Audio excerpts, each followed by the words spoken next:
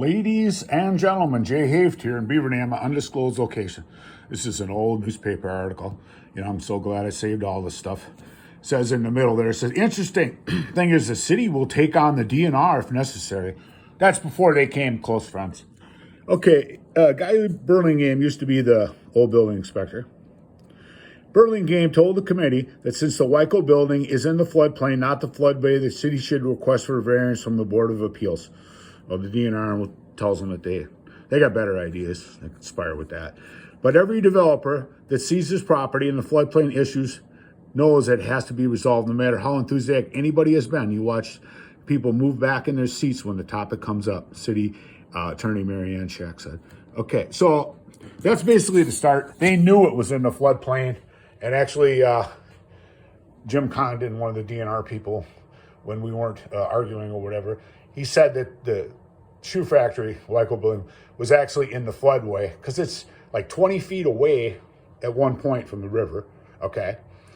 And it has a basement, and they go by the elevation. So it's basically, it legally couldn't be developed because you needed what they call an environmental, which they never did, and all this stuff.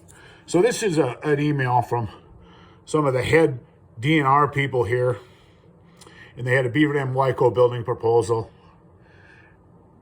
And they say in here, now it's not in the floodplain. However, the administration administering their floodplain ordinance through the dam failure analysis adopted with the profile assuming the dam fails during the regional flood.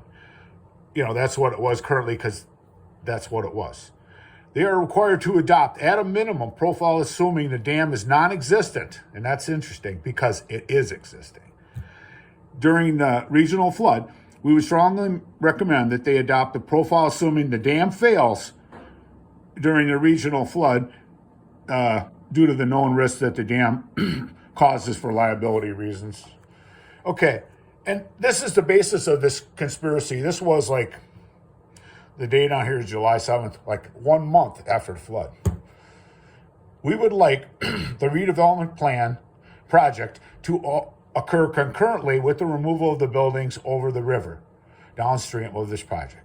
As suggested by the city of Beaver Dam in a meeting with Jim Condon and myself on July 2nd, not even a month after the flood, we would like to enter a memorandum of understanding with the city of Beaver Dam they would put together for an agreement.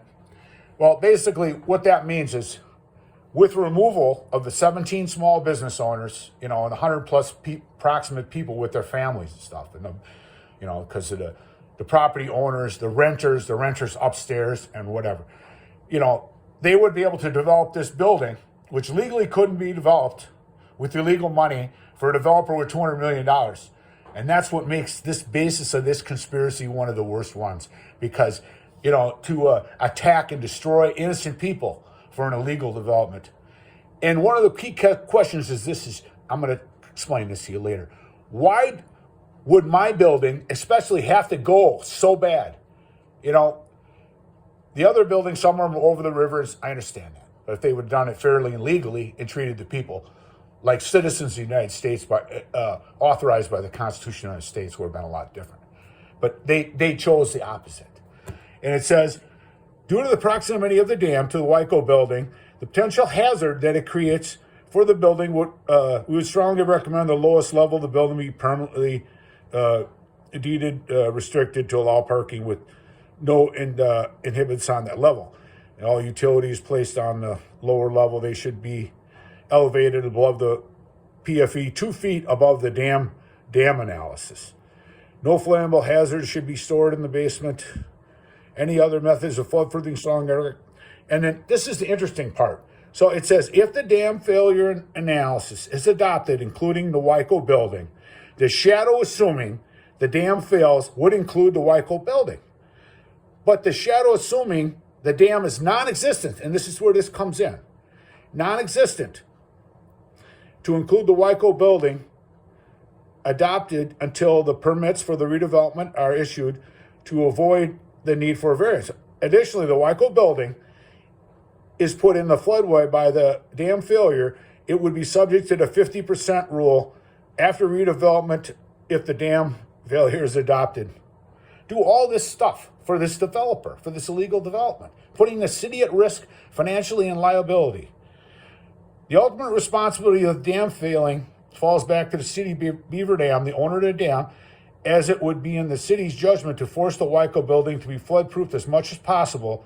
Obviously, the best choice would be elevate the lowest floor, but if that option is not desirable in the city, let me know what you think. So, with the removal of 17 small business owners, you can develop this building, and we're going to do everything we can, break the law, whatever, for this developer with $200 million, threatened Jay for 6 years. Nice place to own a business. Okay. And one of the things here is I went to the city, and I thought, I'm going to go down there. Either way, I got them, because, they're operating as a criminal enterprise. Okay, now this is the Beaver Dam River. The dam scenario. If you look down there, it says flood fringe, dam removed, floodway, dam removed. So this is your current, believe it or not, that's your current floodplain maps. They have them for the different streets. There's a bunch of them, and they're all the same. Okay, and the reason they did this, so they could develop this building worth $200 million. Okay, so if you own a building that is actually in the floodplain, okay, they pushed this 50% rule on there, even if they weren't able to say what was what as far as the 50% rule, they didn't care. But anyway, if your building floods accidentally, something happens, whatever, and you're required to have flood insurance if you're in the floodplain. So if something happens, the city's going to be 100%. It's kind of like playing Russian roulette. Odds are it won't flood, but either way, they got to change those so they're legal. And this one here talks about the estimated cost of $2.5 million of the proposal. That was the TIF money. That was the first time they received money for the buildings. Then in the relocation plan, you saw that. You can't get duplicate funding with that. I'll go through that later. And then Mayor Kennedy, I know he had a contact with the Commerce Department. Commerce took care of it. So the city didn't have to do relocation. What a circus act. Why didn't they just do it legal? These are the citizens of your community. And that's what makes this conspiracy so vast. Because when they entered into this memorandum of understanding, if you look at a conspiracy, all you have to do is prove they had a plan. They executed the whole thing. Part of the conspiracy, they told us we couldn't fix our building. First, we couldn't enter them without it's a terrible story. It is. And what makes this is what they call a wheel conspiracy. All the people from the DNR, 20 to 50, the city officials, the Commerce Department, Wisconsin HUD, WIDA, the whole shot. I mean, how many people are in this conspiracy? This truly is the largest real conspiracy against legal citizens in the state of Wisconsin and maybe the world. Thank you.